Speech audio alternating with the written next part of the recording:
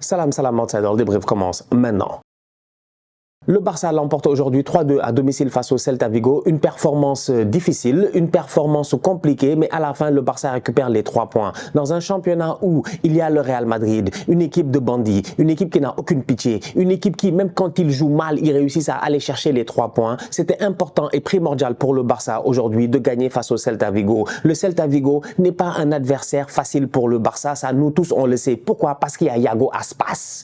Il y a Yago Aspas. Et d'habitude quand il y a Yago Aspas, de temps en temps, le Barça trépasse. Le Barça arrive aujourd'hui à domicile. Chez eux, ils jouent face au Celta. Rafael Benitez, un bandit, un ancien, un tonton, lunettes carnet, vous-même vous savez, il a bourlingué partout, il a gagné partout. Rafael Benitez sait très bien ce qu'il fait, il met en place un système à 5 défenseurs. Le Barça est en galère. Pourquoi? Parce que le Barça ne réussit pas à trouver des espaces pendant près de 70 minutes. J'ai envie de dire même pendant 78 minutes, le Barça n'a presque pas réussi à trouver des espaces. Il y en a eu quelques-uns. Un Joao Félix qui peut claquer un but en première mi-temps, un Joao Félix qui rate un contrôle sur une super passe de Frenkie de Jong, un Araujo qui à un moment donné quand il rentre, tente une frappe de loin. Il y a eu quelques petites occasions du Barça, mais il n'y a rien eu de concret de la part des Catalans. Ils n'ont pas été convaincants, ils n'ont pas été bons pendant une grande majorité du match.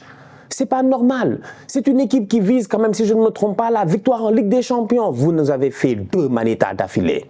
2 manitas d'affilée. Ça fait 2 semaines d'affilée que le Barça n'arrête pas de mettre des 5-0 à leurs adversaires. Je m'attendais aujourd'hui à ce que peut-être le match soit compliqué, mais je ne m'attendais pas à ce qu'offensivement, pendant aussi longtemps dans le match, il soit en galère. Je dis que le Barça s'en est sorti quand Yago Aspas est sorti. Effectivement, il est sorti à la 78e minute.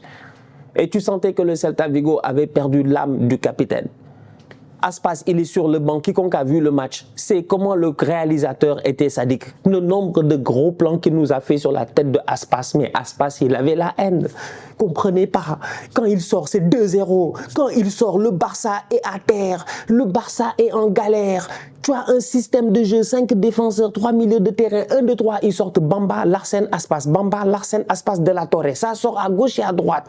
Tu as un Barça qui n'est pas capable de dégager un ballon sur un corner. C'est pas sérieux. C'est pas sérieux. Il y a un corner. Dégagez le ballon, s'il vous plaît. Dégagez le ballon. Moi, je pensais que vous n'alliez plus prendre des bêtises comme ça sur des coups de pied arrêtés depuis les Trent Alexander-Arnold et puis les Divock Origi. Mais là, il fallait dégager le ballon. Le ballon est très mal dégagé. Il revient automatiquement. On dirait du baby-foot. On dirait du baby-foot. En fait, c'est revenu automatiquement. Et le boy vient crucifier le gardien de but sans aucun problème. Le boy Larsen. Ça a été compliqué. Le deuxième but du Celta Vigo n'est même pas sérieux en fait.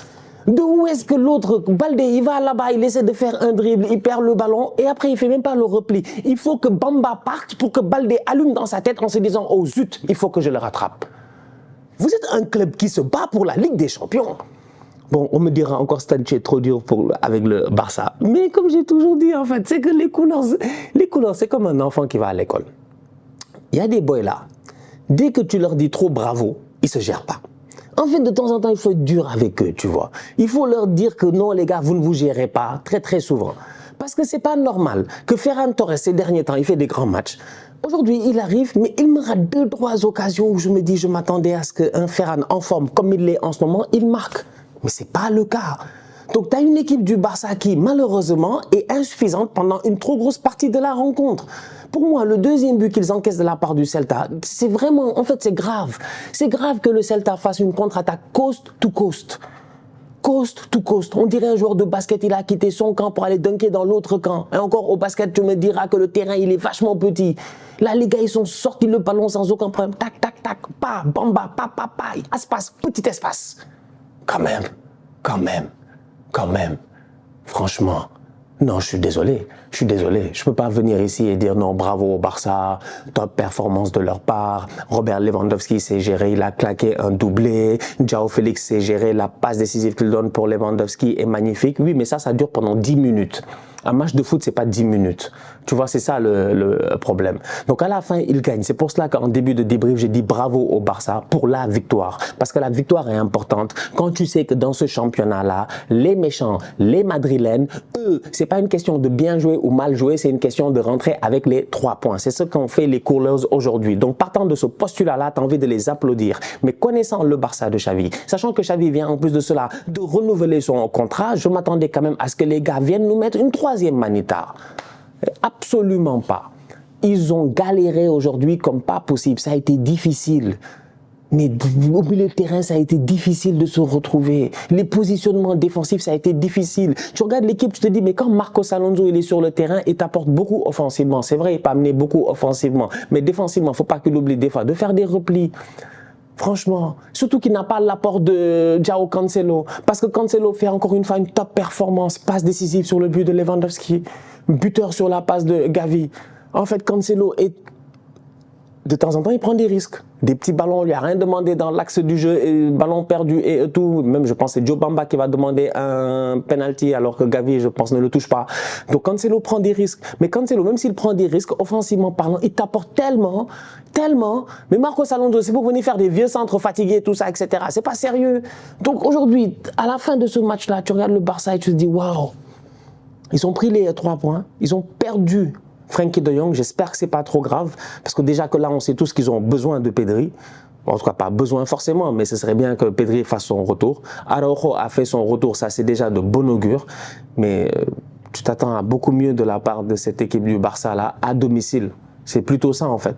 Encore à l'extérieur, en Galice là-bas, face au Celta Vigo, bon ok. Mais quand tu viens d'enchaîner, tu es dans une bonne vibe et tout, normalement, je m'attendais à mieux. Alors que ça a été difficile. Top performance de la part de Marc-André ter Stegen. Le banc va faire la différence cette saison au Barça et le banc a déjà commencé à faire la différence. Ça aussi c'est très important parce que quand tu perds Frenkie de Jong en plein milieu de la rencontre, tu peux commencer à te poser des questions en te disant « Ah, Pedri, tout ça, bon les gars ne sont pas là. » Mais Gavi ces derniers temps, il se gère. Gavi rentre, même pas il fait 2 minutes sur le terrain, il prend un carton jaune. Mais je suis choqué, je me dis « Mais en fait dans ce match-là, il n'y a rien qui allait. » Gavi prend un carton jaune. Je pense qu'il se fait prendre par Joe Bamba. Mais Bamba est à genre 70 mètres de ter Stegen.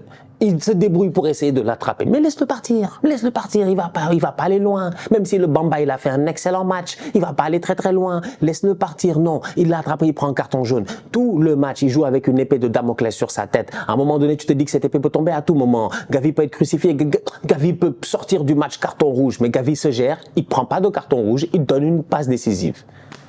Il donne une super passe décisive. Franchement, le ballon qu'il donne est juste magnifique à João Cancelo. Et donc, c'est là où je parle d'un banquier efficace, d'un banquier pertinent. Il y a des boys qui sont rentrés, malheureusement, ils n'ont pas eu l'apport qu'on attendait. Lamine Yamal, je m'attendais à beaucoup mieux. Ça a été difficile de le trouver, qu'il touche des ballons, qu'il réussisse à faire la différence. Rafinha est rentré lui aussi, ça a été un tout petit peu difficile aujourd'hui. Mais c'est tant d'options que tu as sur le banc et ça, c'est important. Parce que la concurrence est de retour dans cette équipe-là. J'ai eu l'occasion de le dire la dernière fois. Ferran Torres fait un très bon début de championnat. Moi, personnellement, ça ne m'étonne pas. Je ne suis absolument pas surpris. Je trouve ça normal parce que si tu ne le fais pas, tu vas partir. Tu vas partir comme Ansu Fati, les gars vont t'envoyer en prêt. Donc, tu es obligé de te gérer. Donc, si sur le terrain, les boys ne se gèrent pas, tu sais que tu peux au moins te reposer sur certains boys sur le banc. Aujourd'hui, ça a été le cas. Les changements ont été, à mon humble avis, bons. Xavi a réagi très, très vite. Ça, c'est un point sur lequel tu peux le saluer quand même. On peut le saluer sur cela parce qu'il n'y a pas que du négatif dans ce match-là. J'ai eu l'occasion de le dire. Encore une fois, les couleurs, je suis convaincu que dans les commentaires, ils vont me dire Stan, il n'aime pas le Barça, il va nous fatiguer, machin, etc. Mais c'est pas du tout cela, en fait. Pour moi, il a très bien réagi parce qu'il prend des changements. Il fait des changements très, très tôt. C'est bien, c'est bien. Il sent que ça va pas. Il fait des changements tôt. Il fait rentrer des boys qui, eux, ont été pertinents. Maintenant, le problème n'est pas que là-bas. Le problème n'est pas que là-bas en fait. Le problème c'est aussi l'implication sur le long terme. On est juste au début de la saison et je pensais réellement que cette équipe-là était sur une phase ascendante en termes d'implication. Et à un moment donné, aujourd'hui, pendant un bon bout de temps, ils nous ont lâchés en fait. Ils nous ont complètement lâchés. Mais ils sont revenus rapidement parce qu'ils ont le talent. La différence se fait là. Quand tu vois ce que João Félix, comment les contrôles qu'il rate en première mi-temps, les déchets, les trucs, il y a beaucoup de ratés en première. Mais après, durant les 10-15 dernières minutes, le niveau de précision des joueurs du Barça était exceptionnel. Franchement exceptionnel. C'était juste, en fait, tu les regardais jouer, tu étais comme, ils ont mis 2-1, ok, bon, comme je dis, Aspas, il sort, tu vois que les autres, le capitaine, il est parti, donc il y a quelque chose qui manque. Ils mettent 2-1, et après ça déroule, ça perd pas de ballon, c'est très très précis, ça va chercher un deuxième but, lucidité de João Cancelo. Le troisième but, j'en parle même pas, là encore une fois, ça joue très très bien. Donc du coup, ils sont capables de le faire, à mon humble avis, pendant 90 minutes. Xavi va devoir travailler là-dessus, parce qu'en Ligue des Champions, ce sera nécessaire.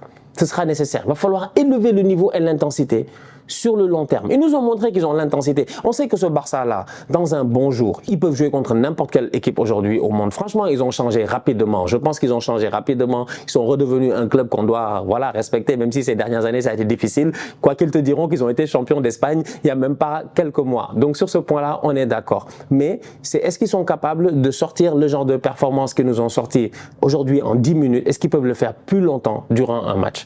Physiquement parlant, on sait aussi qu'il y a beaucoup de travail à faire au Barça parce qu'on a vu que l'infirmerie s'est remplie, les pépins physiques à gauche et à droite, nous tous on le sait. Donc je pense qu'il y a un gros aspect physique sur lequel ils doivent travailler. Mais sinon, en termes de talent, mais comment dans un court laps de temps, ils te montrent qu'ils peuvent le faire sans aucun problème. Bien joué, 3 points de prix. Et en plus, ils se gèrent parce que sinon, le petit frère, Girona, qui fait un superbe début de championnat, aurait été devant le Barça. Donc quand même ça aurait été quand même grave quand même. Vous ne pouvez pas laisser les petits frères du quartier de la Catalogne venir être devant vous quand même. Donc Girona se gère, Girona fait un superbe début de championnat. En attendant demain, le derby de Madrid entre l'Atlético et le Real. La famille, on se capte très bientôt pour une nouvelle vidéo. D'ici là, on continue à liker, on continue à partager, on s'abonne, on est ensemble, on reste en santé, c'est le plus important. Tous outsiders.